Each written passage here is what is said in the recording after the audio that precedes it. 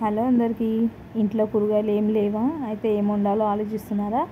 అయితే ఈ simple recipe అయితే ట్రై చేయండి, చాలా బాగుంటుంది. దీనికోసం అయితే ఓన్లీ ఆనియన్స్, చింతపండు, ఎగ్స్ ఉంటే చాలు, చాలా బాగుంటుంది. టేస్ట్ కూడా బాగుంటుంది. ఇలా ఒకసారి ట్రై చేయండి. ట్రై చేసి నాకు కామెంట్ చేయండి ఎలా వచ్చిందో. ఇంకా ప్రిపరేషన్కి వెళ్తే ముందైతే ఎగ్స్ అయితే బాయిల్ చేసుకొని ఉప్పు, పసుపు, కారం అయితే వేసుకొని అయితే ఫ్రై చేసుకోవాలి. అండ్ ఆనియన్స్ని అయితే ఎంత వీలైతే అంత సన్నగా అయితే కట్ చేసుకోవాలి. మనకు ఆమ్లెట్లోకి ఎలా కట్ చేసుకుంటామో అలాగా మంచిగా కట్ చేసుకొని ఒక 2 పచ్చిమిర్చి కూడా వేసుకొని మంచిగా ఆయిల్ అయితే మంచిగా ఫ్రై చేసుకోవాలి. కొద్దిగా ఆనియన్ కొంచెం మగ్గినాక అందులో పసుపు, ఉప్పు సరిపడంత వేసుకొని ఒకసారి అయితే కలిపి మళ్ళీ కొంచెం సిమ్లో పెట్టుకొని మంచిగా ఆనియన్స్ అన్నీ మొత్తం మగ్గే వరకు పెట్టుకోవాలి. ఇంకా మన ఇక్కడ ఎగ్స్ కూడా మంచిగా ఫ్రై అవుతున్నాయి. నా ఛానల్ని ఎవరైనా ఫస్ట్ టైం చూసినట్టయితే నా ఛానల్ని సబ్స్క్రైబ్ చేసుకోండి. మీకు ఇలాంటి మంచి ఈజీ రెసిపీస్ అయితే వస్తుంటాయి. నా ఛానల్ని సబ్స్క్రైబ్ చేసుకొని లైక్ చేయండి, షేర్ చేయండి. మీకు ఇంకేమైనా రెసిపీస్ కావాలంటే నాకు కామెంట్ చేయండి. ఇంకా మన ఎగ్స్ కూడా ఫ్రై అయిపోయినాయి కదా, పక్కన అయితే పెట్టేసుకుందాం ప్లేట్లోకి తీసుకొని.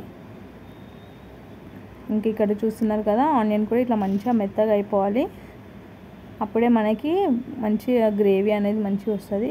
నెక్స్ట్ చింతపండు గుజ్జు కూడా తీసుకొని పెట్టుకోవాలి.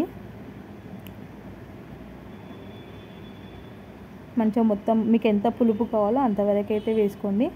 అండ్ ఇక్కడ తగినంత కారం కూడా వేసుకోవాలి. వేసుకొని ఒకసారి మంచిగా కలుపుకొని కారం కూడా మంచిగా దాంట్లో మగ్గిపోయాక దాంట్లో అయితే చింతపండు వాటర్ కూడా వేసుకొని ఒకసారి కలిపి మంచిగా ఒక 5 to 10 minutes వరకు అయితే ఆనియన్స్లో చింతపండు వాటర్ కూడా మంచిగా కలిసిపోయి ఉడికే వరకు అయితే పెట్టుకోవాలి మనము.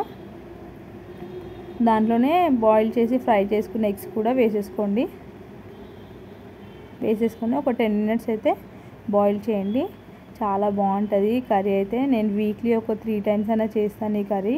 మీరు కూడా ఇలా చేయండి. కూరగాయలు లేవు, ఏం వండాలో తెలియనప్పుడు ఈ కర్రీ అయితే బెస్ట్ అని చెప్పొచ్చు. చూస్తున్నారు కదా, ఆయిల్ అయితే పైకి వచ్చింది. ఇంకా మన కూర అయితే రెడీ అయిపోయింది.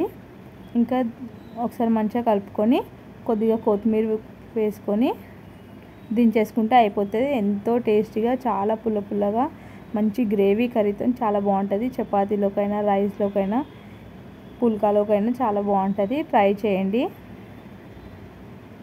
నచ్చితే లైక్ చేయండి. Thank you all. ఇంకో మంచి వీడియోతో మీ ముందు వస్తాను.